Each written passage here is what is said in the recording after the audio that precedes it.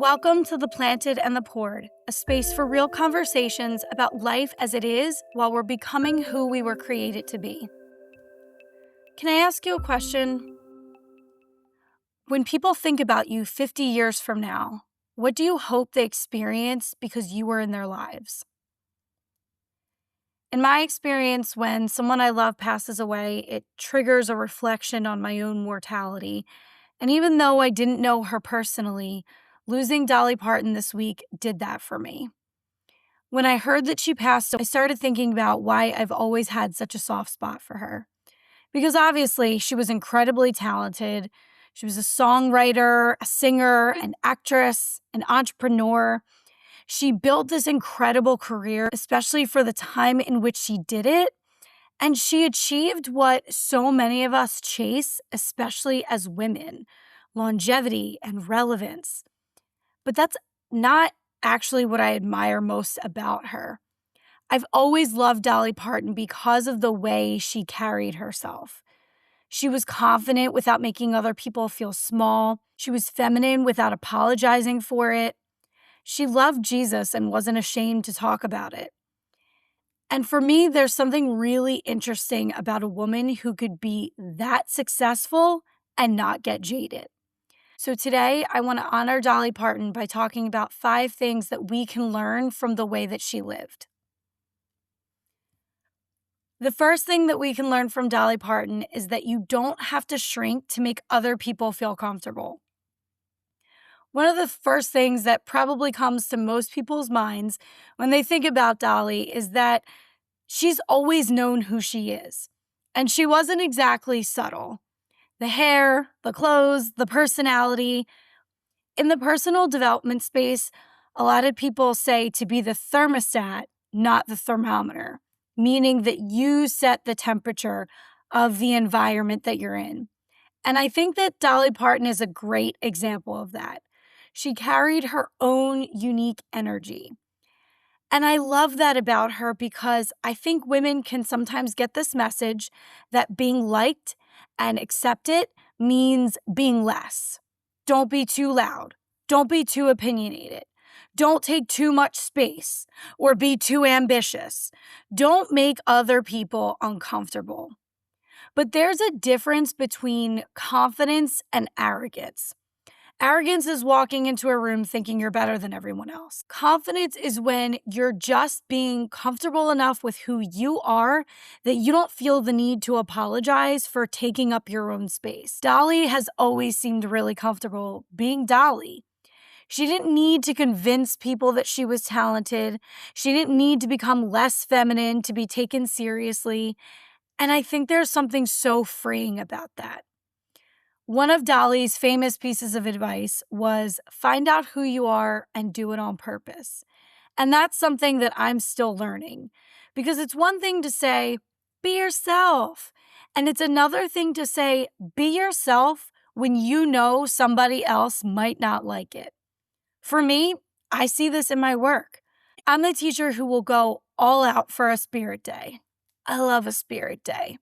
I'll come in wearing something ridiculous, or I'll turn a lesson into some completely out-of-the-box activity because I know my students are going to be more excited about learning if I make it fun. It's one of the things I love most about my job because I love creating things. I like making my students laugh. I love taking an ordinary lesson and turning it into something my students will remember years from now. But I also know that sometimes it gets me talked about. I'll get the occasional side eye from a coworker. Most of us know that feeling. You do something that feels really authentic to you, and then you catch yourself wondering, what are other people going to think? And at times, that little question is enough to make us pull back, to be a little quieter, a little less enthusiastic.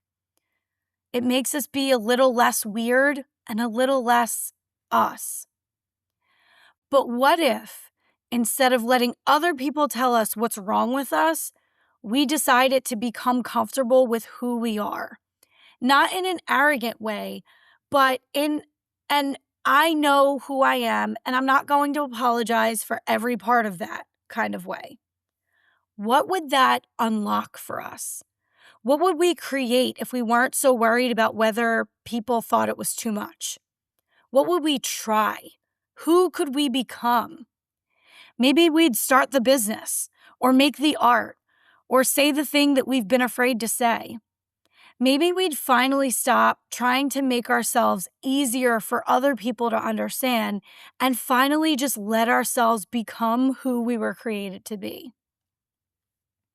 The second thing we can learn from Dolly Parton is that kindness isn't weakness. I feel like there's a narrative that in order to be successful, you have to be tough. You've got to have thick skin. You got to be willing to step on toes and put yourself first. And obviously, there are moments in life when you do need to be strong and have boundaries. You need to advocate for yourself and make the hard decisions. But I don't think that strength and kindness are opposites. Dolly Parton became one of the most successful entertainers in the world, and somehow kindness remained part of her public identity. And not in just a vague, she seems nice kind of way. She made it clear over and over again how much she cares for people. One of the things she was known for was creating scholarships for kids in her hometown who had a track record of dropping out at pretty high rates. And not only did she affect the school dropout rates, but she had this ability to pay attention to people and situations who could easily be overlooked. She had this way of showing us that noticing people is a form of loving people. And I think that's why she was universally loved by various types of people from all over. Another thing that we can learn from Dolly Parton is to not be embarrassed by where you come from. One of the things that I've always appreciated about Dolly Parton is that even though her upbringing was very different from the life she eventually built for herself, she didn't spend her life trying to distance herself from her origin story. She brought the story with her. She grew up in a family of 12 children, and money was tight. And one winter, her mom made her a coat out of scraps of fabric that they had around the house. And she was so proud of that coat. And of course, when she wore it to school, the other children laughed at her because it was made from scraps. And years later, instead of hiding that story and being embarrassed by it, she turned it into one of her most beloved songs, Coat of Many Colors. She took something that could have been a source of shame and made it part of her story that she was proud of. A lot of times people have this idea that becoming someone great means leaving the version of ourselves that we used to be. And sometimes that's true. But for Dolly, she believed that your story could shape you without having to define you. It's something I've seen over and over again through Embrace Grace. People have histories. They have things that have happened to them, things that they wish had been different, but they've realized that those things don't have to be the final chapter. The next thing that we can learn from Dolly Parton is to use what we've been given to give something back. It can be so easy to minimize when we're talking about someone like Dolly because obviously she had an extraordinary amount of success. And so she had resources that most of us will never have. But I'm not saying just be generous like Dolly Parton, because most of us are not giving away millions of dollars. But we can adopt her spirit of generosity because generosity starts with what you already have. Maybe you're a really good listener. Maybe you have experience that someone else really needs. Maybe you just make a really good soup. Whatever it is, we all have something that we can give to other people. I think a question worth asking is, what am I doing with what I've already been given? It doesn't mean giving everything away or not taking care of yourself. You don't have to be everything for everyone, but there's something so beautiful about receiving something good and then letting it become good for someone else too.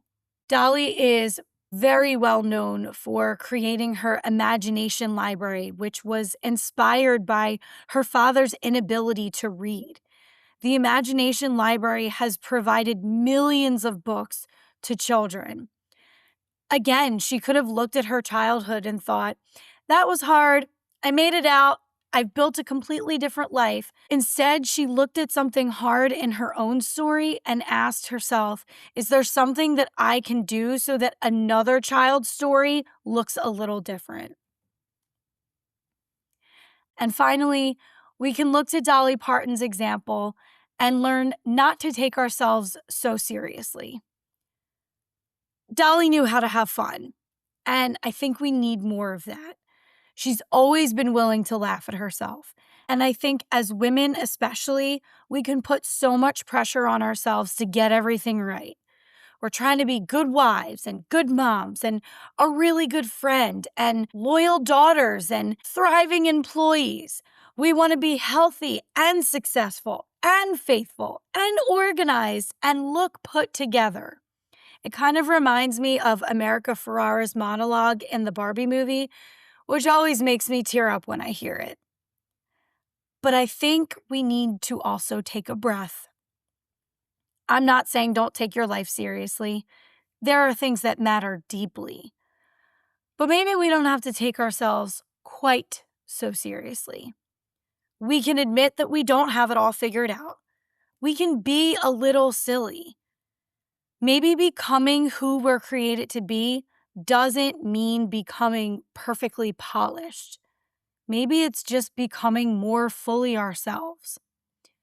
One of Dolly's famous quotes was, I'm not offended by the dumb blonde jokes because I know I'm not dumb, and I also know I'm not blonde. I love that quote because she knew that people talked about the way that she looked, but she didn't have to get defensive. She could just laugh about it. Sometimes the best way to take the power out of someone else's criticism is to decide that they don't get to tell you what it means. And that doesn't mean that we shouldn't grow or ever take feedback, but we don't have to be embarrassed by every part of ourselves that someone else doesn't understand. And I think one of the reasons why Dolly's passing has been on my mind so much is because she wasn't perfect, but she left an incredible legacy of love behind. I want to be more like Dolly. I want to be confident and kind. I want to be strong and soft. I want to be both ambitious and generous. I want to be a woman who can work hard without forgetting to enjoy the life that I'm building. One of the greatest things that we can learn from a woman whose life touched so many people is that you don't have to choose. You can be both. Our stories can be a little like a coat of many colors. There are some parts that are beautiful and messy.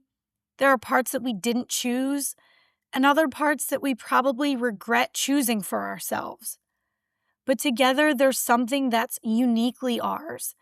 And learning to wear all of those colors proudly is a pretty beautiful way to become who we were created to be. Thank you so much for listening. I hope that if I said something that resonated with you about Dolly Parton, that you will consider subscribing to this podcast and sending it to someone you care about. If you would like to share your favorite memory of Dolly Parton, please consider leaving a comment or clicking the link in the description and sharing your story. I hope this met you right where you're at today, and I'm honored to be with you as we become a little more like Dolly and the people that we were created to be. Until next time.